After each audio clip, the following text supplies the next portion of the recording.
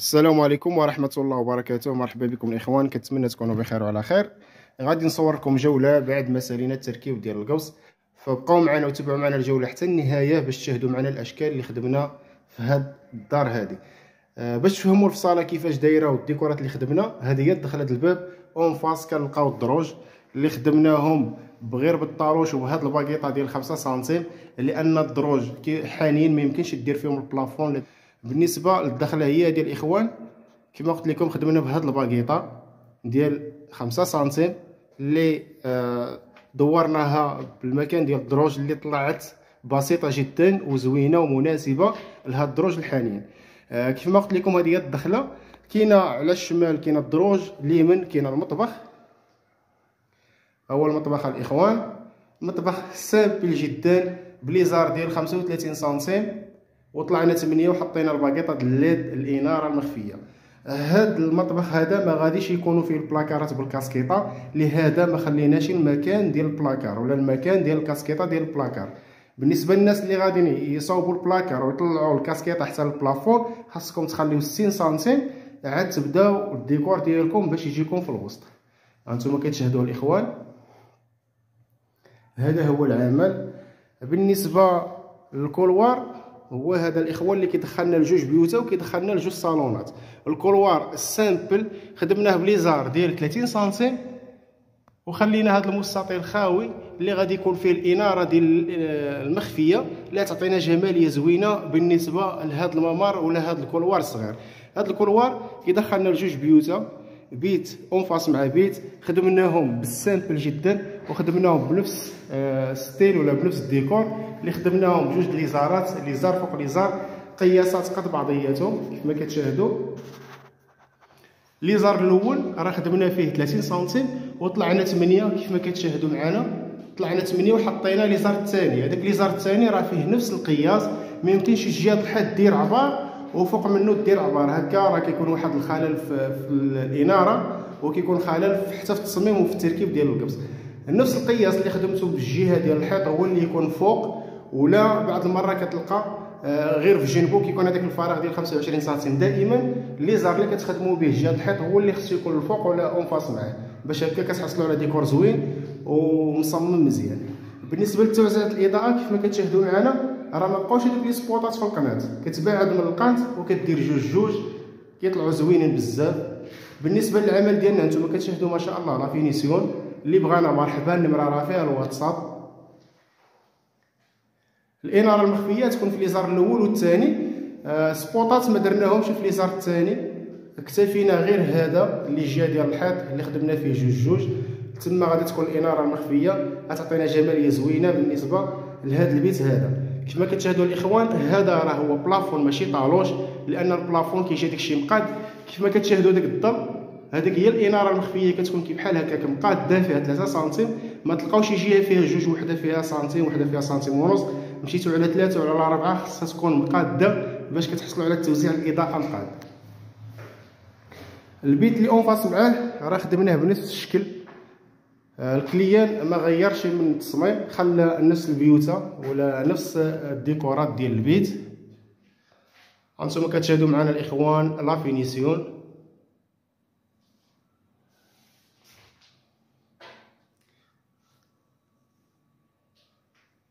هاد البيوتا ما خلينا لهمش البلاكارات، لان هاد البيت هذا غادي يكون مكتب، والبيت الثاني البلاصه ديال البلاكار اللي مخصصه البلاكار صغيره هي ديال الاخوان،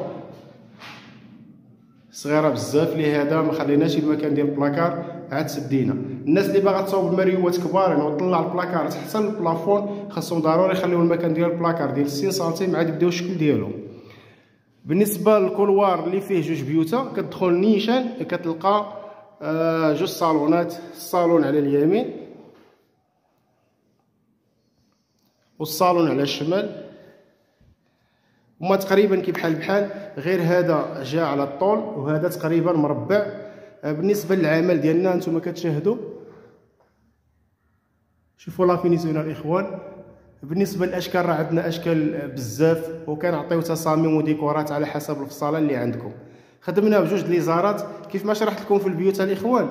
انتم خدمنا ب 30 سنتيم ديال ليزار اللي جا ديال الحيط، وخلينا 25 سنتيم فارغه اللي تكون فيها الاضاءه ديال الليد المخفي من داخل ومن برا. انتم كتشاهدوا معنا الكابليات ديالها، ولينا حطينا ليزار بنفس المستوى، يعني ما طلعناش نفس المستوى، حطينا ليزار الثاني اللي فيه 30 سنتيم.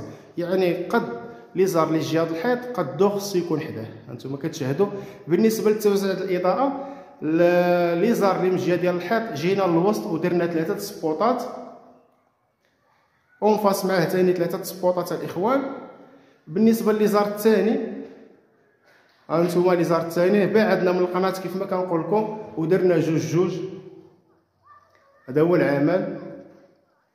ما عمركم ديروا لي سبوت في القناه راه كيجيو ماشي زوينين، من الاحسن تبعدوا من القنت وديروا سبوت راه كتجي زوينه بزاف. هذا هو التوزيع. هذا هو الصالون الثاني.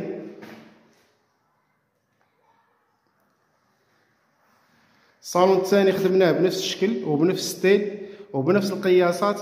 خدمنا بليزار ديال 30 سنتيم وخلينا هذا الفراغ زائد نفس القياس، وخدمنا بتوزيع الاضاءه كيف بحال اللي خدمنا في الصالون الكبير.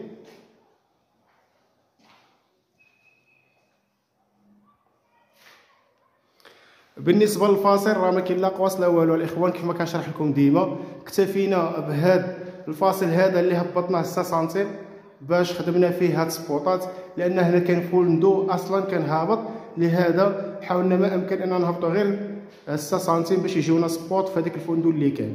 اما هي في العادي راه خاص البلافون يمشي كامل، ما كاينش هاد 6 سنتيم في حاله لما كنتوش تخدموا هاد 3 ديال السبوط. وهاد الفاصل اللي كيفصلنا ما بين الصالونات والكولوار حتى هو هبطناه بنفس النيفو. هانتوما الاخوان نفس النيفو، ما كتلقاوش شي طالع شي هابط. كيف ما لاحظتوا معنا راه الدار كامله مشات نيفو واحد، يعني نفس المستوى، باش ملي كتدخل للدار ما كتبقاش تلقى شي طالع شي هابط وهكا.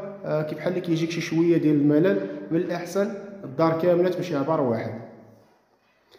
في هذا الصالون الكبير خدمنا هاد البلازما، هذه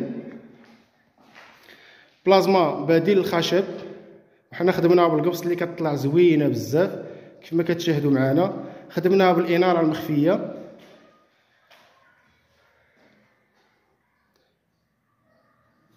بالنسبه للتطبيقات درنا 4 ديال التطبيقات،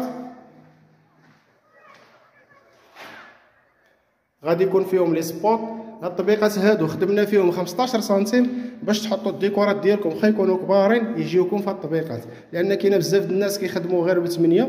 ملي كتبغي دير شي ديكور زوين كبير ما كيجيكش في الطبقه، من الاحسن تكون 15 باش اي ديكور يجيكم.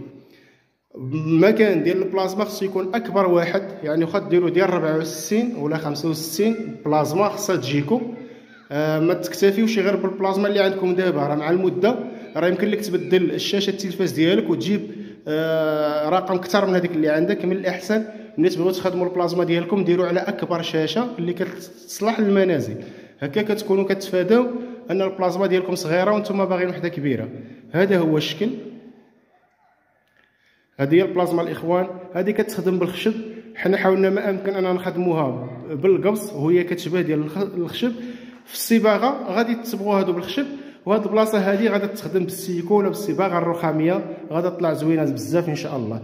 غير انتظرونا حتى نعطيوكم الاضاءه ديال هاد الصالونات ونعطيوكم الصباغه ديال هاد الصالونات وديال هاد البلازما. ما تنسوش الاخوان انكم تدعمونا بالاعجاب، واللي كيشاهدنا اول مره يخلي معاه اشتراك ويفعل ميزه الجرس باش يتوصل بالجديد ديالنا ان شاء الله، وبارطاجيو المقطع مع الاصدقاء ديالكم باش يشاهدوا معنا الاشكال اللي خدمناه في هذا الطابق هذا. هذا هو الصالون الاخوان كيف ما كتشاهدوا معنا. كنتمنى هذا العمل هذا يكون عجبكم. ما تنسوش انكم تبارطاجيوه مع الاصدقاء. راكم كتفرجوا وكتنساو ما كتبركوش على لايك، بركوا عليها الاخوان باش تشجعونا باش نعطيوكم فيديوهات وحدين اخرين. حتى لهنا غادي نكون وصلنا لنهايه الفيديو. كنشكركم على حسن التتبع والمشاهده. كان معكم جمال ديكور يحييكم اينما كنتم، والسلام عليكم.